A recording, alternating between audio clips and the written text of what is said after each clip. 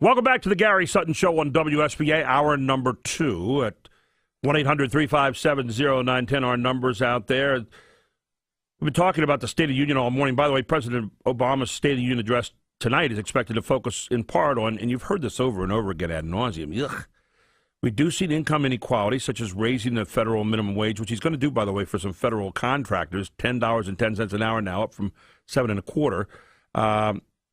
Food stamps. Congress is debating cuts to food stamps. So anti-poverty programs out there. The president's going to be talking about that tonight. We want to talk about it this morning, especially with regards to food stamps, where 1 in 7 Americans are now covered by food stamps. With us this morning is Dr. Mihai Nadin, author of Are You Stupid? The New Face of Food Stamps, Working Age Americans, and he joins us here this morning on the Morning News. Dr. Nadin, great to have you on the show. Yes, good morning. Thank you.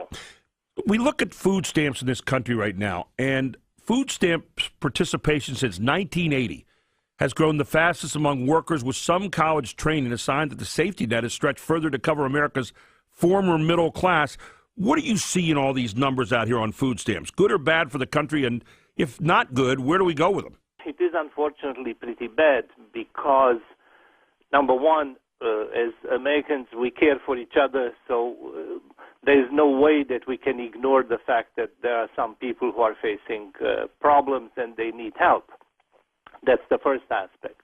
But then there is the other aspect that we are no longer looking at poverty with a sense of responsibility, but rather putting on a pair of glasses that are political.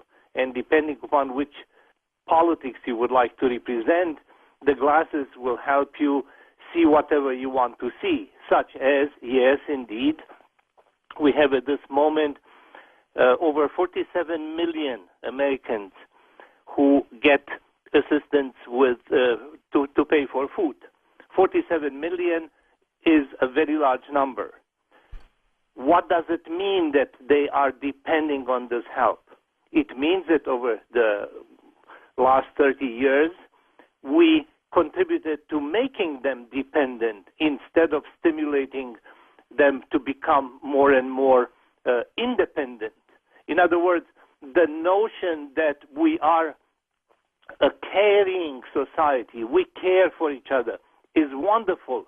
But the notion that we care for each other and make some of the members of the society dependent upon the government, that's by far not very encouraging for the future of the United States.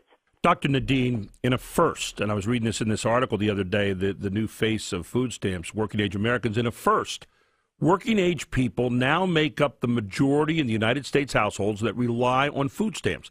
That's a switch from a few years back when children and the elderly were the main recipients, right? Yes, that is a major change. We knew that only a couple of years ago, 2 years ago, 25% of the children in the United States were living in poverty. And living in poverty, especially when you are very young, is not going to be conducive to your development to become an active member of the society and a productive member of society. But now people who are active in society, who are working in society, are sometimes not able to meet the demands of the existence in a society such as ours. That is a signal that we're failing in addressing the new labor, the new requirements of what does it mean to work in a day and age when there is less and less work, and there are more and more people who are very interested in maintaining the highest possible standard of living. Dr. Nadin, what's to contribute to this then? You know, if we say, okay, let's take this new narrative out there just for a moment in theory and say, okay, we've got this inequity in the country. We got this gap between those who are making a lot and those who are making less. What has contributed to that over the years if you buy into that? And if you don't buy into it, what's the other side of the coin? No, I don't buy into it, and I apologize for somehow contradicting my host. It's never a very polite thing to do. Oh, no. I like when people think, and you're obviously thinking, and I want to hear your point of view, so that's very important. Don't feel bad about that at all. This new day and age in which we live, poverty is monetized. What does it mean poverty is monetized? We look at where is the money that we can redistribute in order to justify some measures that in the end will make really the rich richer and the poor poorer. Because at the very low end, let's think about it. This food stamp program is in the first place contributing a lot to the farmers. That was even one of the initial intentions. But it's not only the farmers. Keep in mind that on Black Friday, 80% of the people who were fighting to buy cheap products that they don't need were people who were on food stamps. That is a little scary because it tells you that monetizing poverty reached the level in the United States in which the question asked by some people involved in the government is, how do I take money from where it is and redistribute it to this channel? The Bush phone, which then turned into the Obama phone, was one of those examples. We gave out phones because the industry needed the infusion of money that we took from the taxpayers or we took from the money that we borrowed abroad, gave them to people who did not see in that phone an opportunity to improve their life and to become economically more viable, but looked at it as an entitlement. You know, it's interesting as you talk about that, and I thought of something and want to throw it back at you. It seems then that if we make that an easy program, and I know they're talking in Congress now, they have a big compromise bill they're going to be throwing out there. They're having some a study kind of thing for a year to figure out how to put more, make it a little tougher to get on food stamps. But I was thinking to myself, you know, if you made it a little bit tougher, I would have to reset my priorities on where I was going to put my money. And isn't that the idea in the first place, to get you to start becoming more independent, but prioritize your money so you're working toward things that are going to get you back in independent status as opposed to dependent status? If you want to re-educate people after you made them dependent on a lot of things that belong to the notion of prosperity in the United States, then you are losing the war before you start it. People do not give up things to which they become used. People do not give up dependency. From my viewpoint, from the viewpoint that I'm arguing for in my book, is I want to empower the people. I want the people to look at what is it that I can do in order to improve myself and not to become dependent. And that's the part that we don't want to do. You are talking about this bill that will pass these days, today, tomorrow, one of these days, right, because it's politically convenient. This is a $1 trillion farm bill in which the food stamps are a very, very small amount, very, very small. Right. This $1 billion that the Congress will eventually pass, you know, fighting left and right, we learn from the politicians that this money will help support jobs in farming, which tells me those jobs in farming are not supported by their activity. Right. We have to support it through additional money. Something is wrong here. So it's not authentic. In other words, if something is working authentically, honestly, truthfully, and it's able to support itself. You have a business, for example, that is working and there's a supply and a demand for what you're making, then, you know, things are fine. But if you have to constantly put in supports, which is what we talk about with farming, and not to diss on the farmers at all here, we're not doing that. But again, there's something wrong there, isn't there? It is wrong to the extent that, I go back to my book, when I'm making the parallel between the United States and the Soviet Union, and I talk about the risk that our country that we love and respect so much might implode like the Soviet Union. So when I make this parallel, I keep in mind, for instance, what do you think did the Soviet Union with their agriculture?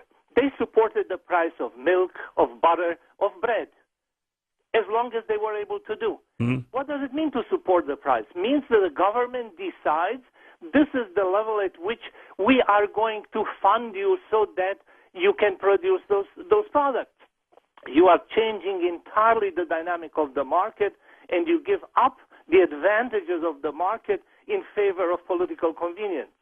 And that's a very dangerous path. And again, we come back to that word authenticity, the idea that somehow here we're going to, have a shell game here, if you will, or do something in a way that will make things look good, when in reality, they're not really good at all. It's like building a house on a pit of garbage. It's eventually going to, drop in. That's absolutely correct. On this foundation of the government knows better, and the government decides how to take the money of the people and put it where they think the return is best, we are going to lose. And on this note, as long as we are not honest with ourselves, we turn politics really into the performance called ideology. And ideology is such that if you consider how many people were watching the Grammys, how many people are going to watch the football game. Right. Okay. And how many people are going to watch the ideological spectacle of the presidential address? You are going to see that people notice that we're not really interested in this spectacle. Mm-hmm. We want some action, and that action is not happening under the conditions of this performance.